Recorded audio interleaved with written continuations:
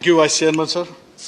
So while presenting this year's budget, the Honorable Finance Minister, Srimati Nirmala Sitharaman ji, said that since India is celebrating Azadi Ka Amrit Mahotsav and has entered into Amrit Kal, the government has aimed to attain the vision of our Honorable Prime Minister, and this budget will pave the way to achieve its desired goals in the near future and will thus make India a $5 trillion economy. But the fact is, the expectations and hopes of the common people are belied completely in this budget. Amid rising unemployment, inflation and falling incomes, which caused uneasiness among common people, though this situation got aggravated due to COVID pandemic, we do believe, nonetheless, this budget has left poor people high and dry. Rosy pictures are drawn in earlier budgets are far from realization, and yet another new dream is shown to the people who are expecting Achhe Din, hoping against the hope. The stark reality is rich has become richer and poor has become poorer. Sir, ours is an agrarian economy, though agriculture sector has been allocated quite a bit in this budget. The budgetary provisions about rural development and especially Manrega have been reduced. This will not only create difficulties in the development of the rural areas, but will also affect various schemes implemented for farmers through Manrega. The provision made in this budget for Manrega would provide around hardly 30 days of employment instead of 100 days of employment, which is stipulated in this scheme. So we cannot forget the contribution of the farming community who produced record grains during COVID pandemic and immensely supported our economy in tough times.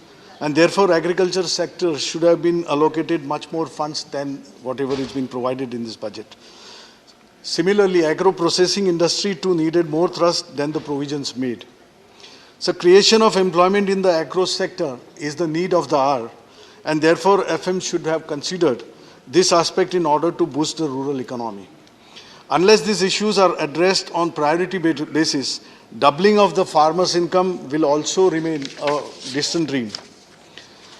The allocation made in the healthcare sector should have been much more than the last year, as strengthening of health infrastructure is of essence.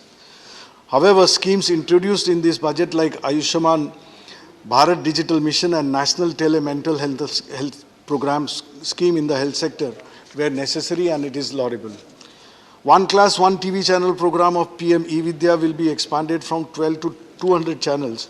This initiative to impart quality education to our children, particularly in rural areas, and those from SC, ST and other weaker sections is a welcome step, I would say. But overall budgetary provision in the education sector should have been in the range of around 3% of the GDP, which is unfortunately 1% in the present budget. So under the heading Housing for All, objective of building 80 lakh houses for identified eligible beneficiaries of PM Awas Yojana has been set, and rupees 48,000 crores have been allocated for this purpose. The Honorable FM has desired that private developers would participate in building affordable housing, which also has a huge potential for employment. But the purchasing power of the people, that is a million-dollar question, sir, because people have lost their jobs, people have suffered a lot on their small businesses, having heavily during pandemic, and at the same time the real estate industry has been performing at its low at this since onslaught of COVID-19. Although banks are recapitalized and substantially, there is still lukewarm response to the credit offtake. The government should devise special schemes to give boost to the real sector, else housing for all by 2022 will also turn out to be a hollow promise.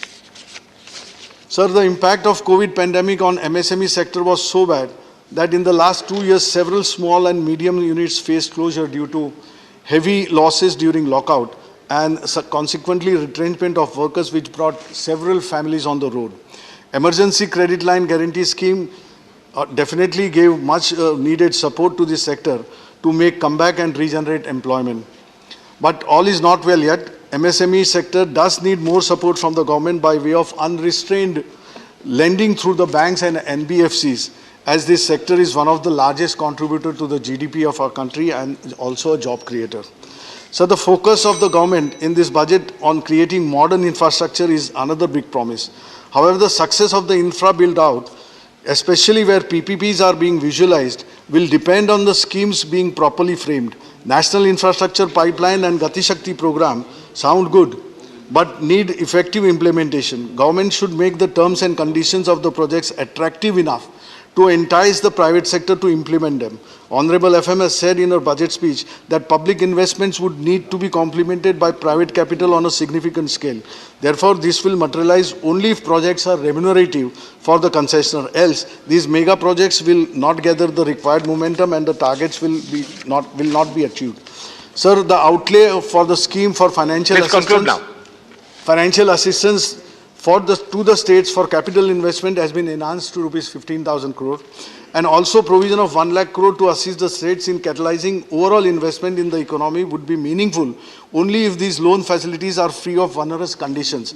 Else the states will not get any benefits out of this enhanced limits. Sir, my state of Maharashtra, under the leadership of Honorable CM Uddhav Thackeray and with the help of Mahavikas Aghadi government, irrespective of the support whether we get from the center or not, but the Maharashtra government has taken so many measures that Maharashtra is on the progressive path and has still kept #1 in the country. So the middle class had hoped that FM would give small taxpayers some relief and provide extra support to small businesses. It was also expected that the tax rates would be raised for large corporates who are doing extremely well. But the government chose to favor the corporates, and the middle class, which is battling the soaring inflation and high medical expenses, is left disappointed. Thank you. Announcement made, only one last point, sir. Only two points are there. Announcement made by the government in the earlier years about creation of 2 crore jobs every year has come down to creating 60 lakhs jobs in this year's budget. Dismantling of profit-making public sector will certainly impact the employment scenario very badly. Disinvestment in LIC, privatization of nationalized banks, sale of BPCL, Pawan Hans will have a bad impact on the economy. It is surprising that on one side, the government is doing away with its ownership in the public sector and at the same time investing sizable capital to support the Vodafone Idea venture in private sector. Sir, it is unfortunate that government-owned general insurance companies' employees, numbering around 1 lakh, have not yet got their upward wage revision, which is pending for last 5 years. Every meeting with the management and the government, the poor employees are only promised of early settlement, but no action on their rightful dues. I would urge the Honorable FM to Finance Minister to award these employees, last point, sir, I'm making, to award these employees their wage revision at the earliest. Thank you. Sir, GST collection in January this year was more than 1.40 lakh crore, but Honorable Finance Minister did not announce any benefit out of this to the states. Also, the states had demanded to extend the 5-year period of